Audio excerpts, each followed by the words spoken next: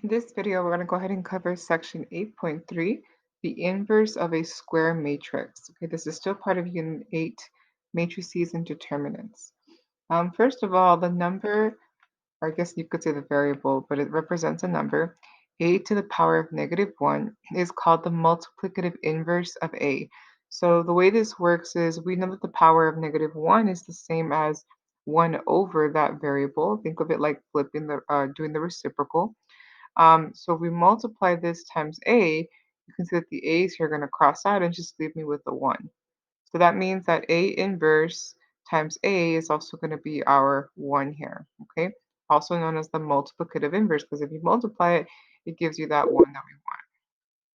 So we have a definition here that says the inverse of a square matrix, okay, is basically a matrix that is dimension n by n, so it means that the same number of rows as the same number of columns. And In is going to be our identity matrix, which we've already seen. This is the one that has the zeros all over the place, and we have ones on the diagonal. That's what I meant to do, ones on the diagonal. So if there is a matrix that's the inverse, so A inverse, such that the original times the inverse equals the identity, okay, and vice versa, then that means that this is the inverse of that original matrix. So we're going to go ahead and do a few problems using this. And it kind of goes back to this. So basically, if you multiply these two together, you'll kind of get like that 1. And in the matrix world, the 1 is the identity matrix, okay? Also, and you've kind of heard me say this already, but the symbol a to the -1 power is read as a inverse, okay? So we're going to go ahead and start with a pretty simple example just to kind of show this in action and why it's true. We have show that if B is this and A is this, okay, show that B is the inverse of A, okay? So to do that, we're going to go ahead and prove this right here. If we want to prove that this guy is the inverse of this guy, well, then that means that B would be like our A inverse, okay? And according to the definition up here, when we do that, we have to have A times A inverse equal to the identity and vice versa, right? So in this case, we're replacing that A inverse with our B. So this guy, A inverse is replaced with our B here. Okay, so we're just going to multiply them out and see if it gives us the identity matrix. Let's go ahead and do that. So we have A times B first. So that's going to be 2, -3, -1, 1. So there's our A matrix times B. So -1, -3, -1, -2. And we want to see if this is going to give us the identity matrix. If you forgot what the identity matrix is, go ahead and put that here on the side. Identity with a dimension of 2, remember it's I sub n, is going to be basically a 2 by 2 matrix. So we're looking at this right here. This is what we're trying to get for this one. Okay, so let's see. We're going to go ahead and start, and I'm going to do this a little bit faster than usual. We have the row times the column. So for our first position, okay, so row 1, column 1, we have 2 times -1, which is -2. Okay, so hold that in your head, -2. And then -1 times -3, which is +3. So -2 plus 3 is going to give us 1. Okay, and if you can't do that part in your head, guys, you can definitely write it down. If you need to do this, 2 times -1 plus -1 times -3. If you have to write that out, that is totally fine. Okay, I'm just trying to jump a few steps here because we have quite a bit in this unit. Now we're going to go ahead and do the second position, or we can do this one. So let's do row 2 now. So now we're looking at row 2, column 1. So now we're looking at the second row, column 1, so this position. So -3 times -1 is +3, so hold that in your head. And then 1 times -3 is -3. So +3 and -3 is 0. Okay, let's go ahead and look at the second column now. So for the second column, we have row 1, column 2. So row 1, column 2. 2 times -1 is -2. Negative 1 times negative 2 is positive 2. So you have negative 2 and positive 2 is 0. Okay? And then we have our last position here, which is row 2, column 2. So now we have row 2, column 2. Negative 3 times negative 1 is positive 3. 1 times negative 2 is negative 2. 3 minus 2 is 1. And you can see here that this does in fact equal the identity matrix. So far we've proven that this part is equal to this. Now we're going to do it backwards and see if it works backwards. So I'm going to do B times A. So this right here was AB. Okay. Now we're going to do BA. I'm going to go a little bit faster. So BA, I guess you could put an equal sign, right? We're going to start with our B matrix this time. So negative 1, negative 3, negative 1, negative 2 times A. So 2, negative 3, negative 1, and 1. Okay, let's see if we can do this a little bit quicker. So for our first position here, we have negative 1 times 2, it's negative 2.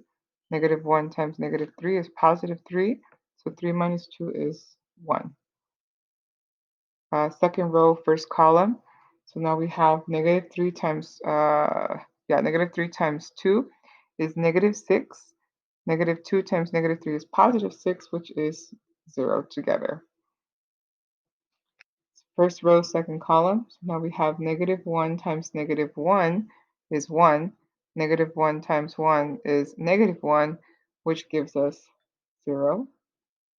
And last but not least, row 2, column 2. So row 2, column 2. Negative 3 times negative 1 is 3. Negative 2 times 1 is negative 2. 3 minus 2 is 1. So we are good to go. We have proven that this, in fact, is the identity. So that means that B equals the inverse of A, okay? Which means that B, in regular vocabulary, B is the inverse of A. That's what this means, okay? All right. So for the next examples, I'm going to go ahead and flip the page so you can start copying already. But for the next examples, these are pretty lengthy. I'm not going to lie. They are very, very lengthy. So I'm going to do something a little bit different for these next two. I think it's 2 or 3. You can start copying this while I'm talking. Basically, I worked these ones out. I worked most of them out, like most of the details. That way the video is not too long. Some of you guys have responded in your presentation discussion comments that you kind of like it when it's worked out and then they just go through the steps. So we're going to try that for this video. Also, largely due to the fact that matrices take a really long time to do, and we don't want the video to be too lengthy, okay? So let's go ahead and look at this example. This is the problem, by the way, just this part up here. It says finding the inverse of a matrix. So the one before, we basically proved that one was the inverse of the other, right? So how do we even find that matrix? How do we find A inverse? So this is how we do this. There's kind of like two methods in these notes. If this is our A, okay, we have to kind of go back to our solving equations. Okay, we had this in a previous example, I believe, where if you want to find A inverse, well, we have to pick this matrix X. Okay, so we're going to let X be our A inverse. So in other words, X is equal to the inverse of this. And remember, the capital letters are, these are matrices. So the matrix of X is going to be equal to the matrix of our inverse. We're just coming up with this variable to do this. So we're going to solve an equation. A times something, A times the inverse, has to give us the identity. Because remember, you don't have to write this part down. Remember that this times this gives me I. Okay, that's what we wrote on the page before. So in other words, A inverse is going to be our X. Okay, so we just have to solve that for X, and then we have to, from there, we can figure out what the matrix is. Another note here, X is going to be this matrix. Okay, where you have X, the first term is X, row 1, column 1, row 1, column 2, row 2, column 1, row 2, column 2. So just wherever the position is, that's how we're naming it to make it, pretty straightforward. And of course, the identity matrix for this one, since it's a 2 by 2, is the same as the one before. Okay, just like that. So they're just kind of like side notes. Let's go ahead and start with that first part. First, we're going to solve for x, just like a regular equation here. So ax equals I. If I want to solve for x, okay, well, I would divide both sides by a, right? So x is going to be equal to I divided by a. But of course, we don't really write it like this, right? It's kind of weird. We're going to write it the other way, where it would be x equals I times A inverse. So again, this is just going back to our definition that we have from the first page. Okay, so this tells me if I can solve this, I will get my my x my x matrix, which again is the same as the inverse. So let's go ahead and we're going to write this now. So this equation that we had here, we're going to write it out as a matrix. And that's going to look like the following. Again, this problem is already worked out. So I recommend you pause and go as needed so like you can listen to the explanation. Okay. So here is the first part, or I should say second step is to write out the matrix. So my A is the same matrix I had up here. So there's my A. We're just going by this right here. So this is our A. Okay. And then we had the X matrix, which we just wrote over here on the side. So there's my X, and this is going to be equal to the identity matrix. So I just wrote everything out for the first part. Okay. For the next step, and this would be our third step, let me move this up just a bit. Okay. For the third step, we're going to multiply these two guys to come up with two systems because we've worked with systems already for quite a bit now. So let's go ahead and do that next. Okay, take a few seconds to write this down first and then pause the video if you need to. So when you multiply, remember that it's always row by column. So it's 1 times x1, 1, so there's that one. 4 times x2, 1, and there's that one. And these two are basically the first position right here, row 1, column 1. Okay, same thing with the rest. So like this guy over here is row 1, column 2. So 1 times x1, 2, 4 times x2, 2. And there it is. This one is row 2, column 1. So row 2, column 1, negative 1 times x1, 1, negative 3 times x2, 1. There it is. And last but not least, row 2, column 2. So this guy times this guy. Negative 1 times x1, 2, negative 3 times x2, 2. Okay, so that's how we got these four like expressions, you could say. And of course, this guy, nothing happens to this guy because he's on the other side. So we just bring it down. So this just comes straight down. Okay, so that's our third step, multiply to get the systems. And you can see that we kind of have a system here. We have one system right here. We have another system right here. Where if these were like x's and y's, if this was like your x, this was your y, you could solve the system to solve for these guys. Also remember, and this goes back to our previous, I think 8.1, that each of these positions, so for example, this term right here corresponds to the one over here. This term right here corresponds to the 0 over here. And that's how we're going to go ahead and write out our systems, okay? So for step number 4, or fourth, okay, well, it's not even a step, but I guess I put in the same step.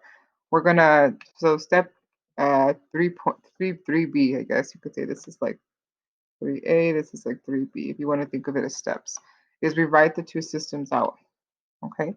So this is one system, I just brought it down, and I set them equal to their corresponding entries. So this is equal to 1, this is equal to 0 because they're in the same position. Row 1, column 1, row 1, column 1. Row 2, column 2, row 2, column 2, and so forth. Okay, so there's the first system. Here's the second system. And basically, we're going to solve these systems to figure out what these little x's are equal to. Okay, so that is the fourth step. Let me move this up because, like I said, this is a pretty lengthy problem. And this isn't even the longer one. Okay, so fourth, we're going to solve one of the systems to find x21 and x11. So basically that I made this system one. You can do this system one if you want to, however you want. It doesn't matter whichever one you solve first, but I solved this one first. So to do that, I put these two together and I used elimination to solve for x21. So that's what you're going to see right here. Okay, so let's just look at that part right now. I lined them up, and you can see when you line them up, if you use elimination, okay, these two are going to give me a 0, so they're gone. Then we have 4x21 and negative 3x21. So 4 minus 3 is just the 1. So I add these two, 1 and 0 is 1. So that means that x21 is equal to 1. So this entry right here is just a 1. Since I know that this is 1, I can plug it back into one of these two equations to find x11. And that's what I did right here. Plug into one of the equations for x11. So I chose the top one because it's just, the first one I saw. x11 plus 4x21 equals 1. And I plugged in the 1 into my x21. Okay, you solve it. We get this plus 4 equals 1. Subtract 4 from both sides. So therefore, x11 is equal to negative 3. Okay, so far we have two of the little x's that we were looking for. So remember, these are entries in that capital X matrix. So we have to find two more. Okay, so I'm going to go ahead and show you that on the second page over here. Okay, so this is my fifth step according to the way I'm doing it. But in my fifth step, I went ahead and solved the second equation. I guess I can show it all to you here. And it's basically the same thing as the fourth step where you do the second system, so the one that was on the right, and you line it up, solve for one of the variables. In this case, I found x22 because these guys gave me a 0. Okay. By the way, I'm using elimination. I know I mentioned it, but in case you want to know, I used elimination to get this one. If you want to use substitution, you can. I just think this is going to be easier. So this is going to give me x22 is equal to 1 because 4 minus 3 is just the 1. 0 and 1 is 1. And then just like the one before, you're going to take this value and plug it into one of the equations to find x12. So I want to find this guy. So I chose the first one again. Okay, this is the same equation right here. I plugged in my 1, okay, and I ended up with negative 4 because 4 times 1 is 4. Move the 4 over, you get negative 4. Okay, so this means that my matrix, according to all the values that I found, so you notice that I boxed everything up in pink there, my matrix for x is basically going to be this right here. Okay, so these are the values I found: negative 3, 1, negative 4, 1. And this is remember the positioning for this, if you wanted to remember, this was x11, okay, this was x12, this one was x21, and this one was x22. So the values that we found for those guys is what I put here in this matrix. So this is my matrix X. And remember that X is the inverse. So this would be my inverse equation. I'm sorry, inverse matrix. Now there's one last step you do have to do. Well, you don't have to do it every time, but for this one I went ahead and did it, and that is the check. Okay, so you're going to see that part right here. The last thing you want to do for these kind of problems is check to make sure that it's the inverse. So to check that it's the inverse, all we do is we take our original A, the one that we found, inverse of A, and we multiply them. And when we multiply them, they should give us the identity matrix back over again. So I did that real quickly. I did row 1 times column 1. You can see the operations here. 1 times negative 3, 1 times negative 3 plus 4 times 1. Okay, there's that one. And, it's pretty self-explanatory after that. You can take a look at this if you don't believe me. But once you do all this, you get the identity matrix 1001. So this one does check out. And that means that this is our answer for this problem. Okay, this matrix over here. All right, so hopefully that you understood that, like I said, imagine how long it would have taken if I was writing all this out at the same time. So if you do need more clarification, let me know, okay? We're gonna go ahead and do, I think, 2 more examples. Excuse me. But before we do that, we have this methodology, I should say, another way to do it, okay? So that's one way to find the matrix. You'll notice that from our systems, and I guess I can show that to you here. These two systems, let me focus this a bit. You'll notice that the coefficients here were the same. Yeah, oh, sorry, let me move that up a little bit. So if you look at the coefficients, 1, 4, 1, 4, negative 1, 3, negative 1, 3. That's not a coincidence, okay? So we're going to show you another way to do this that might be a little bit easier because I know it's a lot of work. I mean, it's still going to be a lot of work, but it's another process. So to find an inverse matrix, okay, we're going to let A be the square matrix. So again, just n by n, whatever that n is. What we can do is we can write the matrix in the form of n to n, where basically we take our A, okay, and we augment it. Remember, we take all the coefficients of A and we will do the identity matrix on the right side. So we kind of put these two matrices together, okay? Our matrix A on the left side, identity on the right. If possible, from there, what we do is we try to get let me see, we try to get the other side into row reduced echelon form. Okay, so you're going to be doing all those row operations on this entire matrix. It's a pretty big matrix, okay, until you get that identity matrix on the right. So you kind of want to swap this guy over to this side, okay? And once you have on this side, your ones, your identity matrix. Remember, the identity matrix is the one that has the 1, 1, 1, then zeros everywhere else. Okay, something like that. Once you have that on the left side, this is basically your inverse. Okay, this is going to be the resulting matrix, and this would be the inverse of A. Okay, if it's not possible, then that means that A is not invertible. So just a quick note there.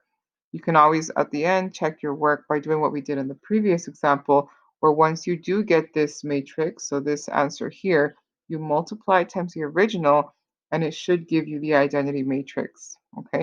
And then you can check backwards as well. So I'm going to do, well, I'm not going to do, but I'm going to show you another example. And actually, let me pause here a bit so you can copy this if you didn't get to copy it all. I'm going to show you another example that is also solved.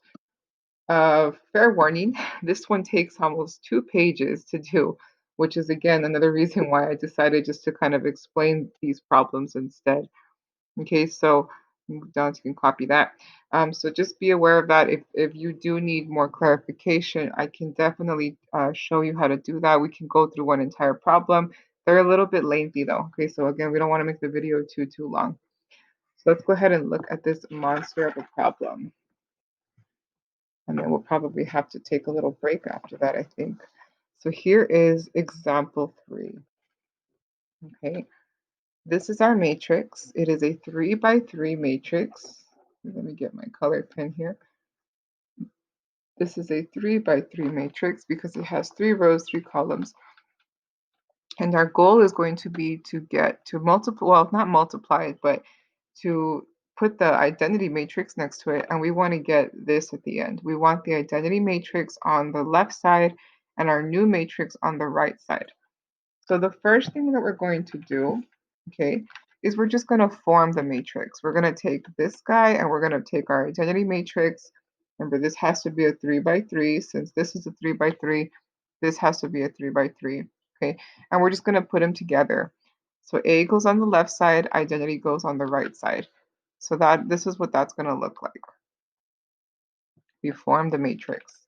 I copied all the numbers from A, so this is A, and this is our identity I.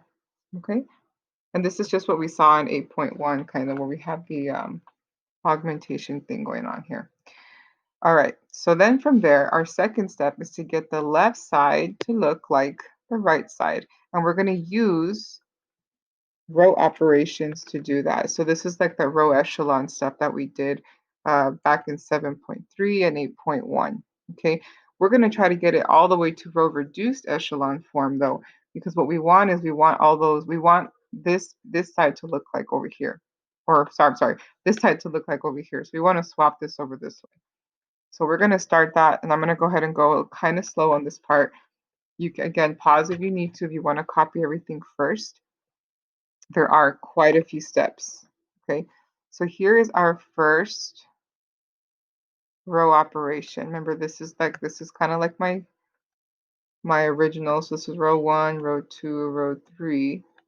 Okay, this is the operation that we're going to do on it. I do the operation here, I get a brand new row. Okay, so the first thing I decided to do with this one is I said, well, I see that the first equation, or the first row, I should say, already has a 1 in the first position, so we're going to leave that one there. We do have to get rid of, remember, we want to have 1, 0, 0, because this has to look like this.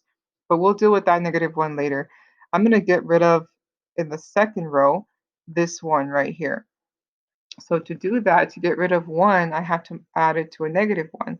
So I went ahead and multiplied row 1 by negative 1. And I'm going to add that to row 2. That's what I did over here. Negative 1 times all of row 1. Okay, remember this is row 1 right here. And that gave me this right here. Okay, I added it to row 2. This right here is row 2, my old row 2. And when I added it up, I got this brand new row right here. So this is my new row 2. And basically this guy is going to take over this guy. So he's no longer there. This one's no longer there. I'm going to replace it in the next in my next line here. Okay, let me move this down a little bit. Again, I apologize. This is a very lengthy problem. Okay, so for the next part, okay, I'm focusing right here now. This is still row 1. Row 2 is now what I had up here. So this is row 2. Row 3 we haven't messed with yet. Okay, so I'm going to mess with row 3 now. I want to get rid of that 6 because I know that for this side to be the identity, I have to have 1, 0, 0. This has to be a 0. So to get rid of 6, I'm going to add it to a negative 6. So let's multiply row 1 by negative 6. So again, I'm going to do row 1 times negative 6, and I'm going to add it to row 3. That's what I did over here. This right here is my row 1 times negative 6, okay, which gave me this right here. And then this right here was my row 3. So when I added all this together, I got a brand new row 3 right here. And these numbers are all correct, okay? Since I did it beforehand, I made sure to check everything.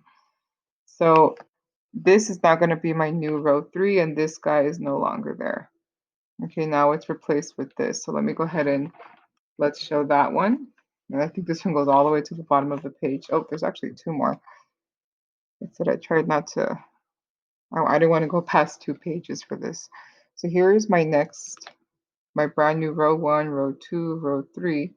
Okay, row 1 and 2 are the same. Row 3 is now, it's no longer this, now it's this guy. Okay, so what I'm going to do next is I'm going to add row 1 and row 2, because remember I told you for the top line here, this has to look like this. We want a 0 here also.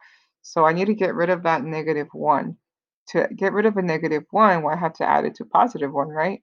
So we can see that in row 2 we have a positive 1. So let's add them together. Okay, so here's that operation here. This is our row 1, row 2. And if we add them up together, we can see that we get 1, 0, etc. And now this becomes our new row 1. So row 1, this one is no longer going to be used. We're going to replace it with this right here. And I think I squeezed in one more. Yeah, I did. Okay. So I'll zoom in if I need to. So here's the next compilation of operations. Remember that now this is row 1, this is row 2, this is row 3. Okay. Where row 1 is now this guy over here. It's whatever I wrote over here. So it looks like I still have to get rid of, I have to get rid of a few things, right? I have to get rid of this -1, I have to get rid of that one. This one shouldn't even be a 4. So let's deal with the 4 next, okay? To get rid of the 4, I need to have a -4, right? So I'm going to deal with this guy next. So I can go ahead and I can see that row 2 has a 1. So let's multiply row 2 by -4 and add it to row 3. Okay? So here is my row 2, R2, and I multiplied it by -4, which gave me all of this. And then I got row 3, and I combined these two, okay, which gives me this brand new set of numbers right here. So this is now my new row 3. I'm going to get rid of row 3 and replace it with all of this thing in this box.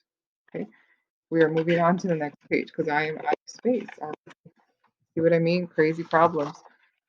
So here is my newest version of the matrix that I made in the beginning.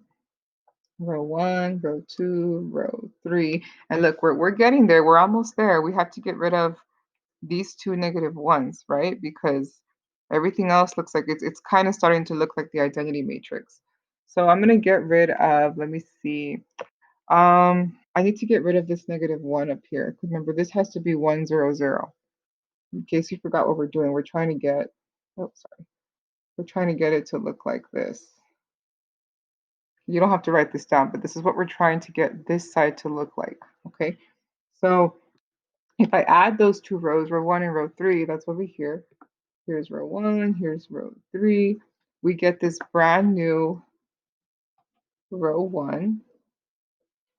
Okay, so we can get rid of this old row 1 and replace it with this one. And now we have, look, 1, 0, 0. So it looks like this part right here is looking pretty good, okay? This part right here is also looking pretty good. We just have to get rid of that -1 right there. Okay, so the only way I'm going to get rid of that -1 is by, adding it to a +1, and we can see that the row 3 has that. So we're going to add row 2 and row 3 for the last row operation. We're almost there, guys. So here is row 2, and here is row 3. We add them together, and we get this brand new car. No, I'm just kidding. This brand new row 2. Okay, so this is going to take over my row 2 here, and we have our final matrix where this guy took over row 2. So row 1, row 2, row 3. And if we look at the left side, it is now the identity matrix. This is what we wanted. We wanted this to look like this. We wanted it to be I, remember I, and then the little dashed line, and then our matrix on this side, which is no longer A, it's now the inverse. So A inverse is the right side of the matrix. It's basically all of this. Okay, so let's go ahead and just write that out formally. This is our answer.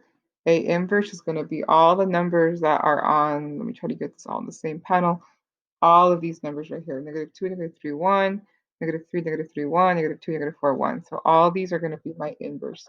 And we are pretty much done with this problem. Just kidding. We have to check it still. Don't worry. I'm not going to make you do too much work there. We have to check that the inverse times A is equal to the identity matrix. So what I did here is I just kind of wrote it out for us. I said, remember that this was A, 2 pages ago. This is A inverse, which is what we just found. And if you do the multiplication, remember it's always row by column. So if I multiply this times all times its corresponding entry and add them up, I should get that 1 and so forth. I'm not gonna do this for now because again, I think we've done enough work. But you can definitely check this to make sure it does come out. I promise you it does work out. So that's it for this problem, this crazy, super long problem. Okay, I think we have one more to go. And yeah, one more problem to go. And this is kind of an easy one. The last part of these notes is example 4, and it's the inverse of a 2 by 2 matrix. So the one that we just did was a 3 by 3, and that would work with basically any n by n matrix. The 2 by 2 is a special case, and we're going to see more about this in 8.4. but I did want to kind of start it off because it is mentioned in this subunit. It says if A is equal to, this 2 by 2 matrix, so A, B, C, D, it is invertible. So it's telling you right off the bat that it is invertible if and only if this right here, so AD minus BC, AD minus BC, think of it like that, is not equal to 0. So if it is equal to 0, then that means it's not going to be invertible, okay? This is given by, the inverse is given by the following right here, okay? So we're going to go ahead and do that this operation on these two examples right here. And I have a little side note right here that says the determinant of the 2 by 2 matrix is AD minus BC. So this is important because we're going to see this in 8.4. Okay, so what I'm going to do for these, I'm going to find that this value, this AD minus BC first, get the reciprocal because it's 1 over that, and then just multiply that times all of this. Okay, so let's try that. This shouldn't take too long. It's just basically multiplying by a scalar. So think of it like this. This is our A, B, C, D. A quick way to find that AD minus BC, which again is the determinant, I like to do this cross thing. I do this, so it's going to be 3 times 2 minus these guys. So -2 times -1. And that's going to give us, let's see, 6 minus -2 times -1 is going to give us +2, but we have another minus, so it's still going to be -2, okay, which is equal to 4. So when I plug it back into this kind of formula looking thing here, so this right here, okay, I'm going to have to put it over 1 first of all. So let me get a darker pen for this. So A inverse is going to be equal to 1 over this 4. Okay, and then this part right here is a little bit tricky because we do have to kind of switch some things around. So let's go back to this. You'll notice that that the original positions, oh, you can't see the original positions. The original positions are going to swap. So this term and this term are going to switch places. So think of it like, I don't really want to write it here, but let's do it like this. So these two are going to swap, A and D. And then these two just become negative. So if you look at what I have here, they're the same, but they just become negative. So we're going to just put like a little negative there. Okay, so we're going to use that little kind of formula for this part right here. So, nope, trying to get this all lined up for you all here. All right, so instead of 3 being there and 2 being there, I'm going to have a 2 up here and the 3 down here. And then these two, I'm going to make them negative, but they're already negative, so I'm going to make them positive. So 2 and 1. Okay, and then we just multiply. So 1/4 of 2 would be like saying 2 over 4, right? 1/4 of 1 is 1 over 4. This is also 2 over 4. Remember that when we're doing a scalar multiplication, you just have to distribute it. That's the easy one, okay? And that one's just 3 over 4. We can reduce this. So 1/2, 1/2, 1/4, 3/4, and that's it for this one. So this is the inverse of letter A. All right, so we're gonna do the same thing for letter B, and then we will be almost done. There's one more I just have to show you. I'm just gonna show you a comment here on the side. So for letter B, same deal. We're gonna first calculate that AD minus BC. So let's do that first. AD minus BC. Okay, so remember this is A, this is B, this is C, and this is D. So A would be 3 times 2 minus B times C. So that's going to be -1 times -6, which is going to give us 6 minus 6, which is equal to 0. So this one's not going to be possible, right? Because if you think about it, if I remember, you have to put this as a reciprocal. The formula is 1 over. So if I put 1 over 0, this is undefined. So this means that B is not invertible. Isn't that nice for us? No more work required. Okay? All right. So we're going to go ahead and look at one final thing, and this one's not going to require any work. It's going to be just more of a side note.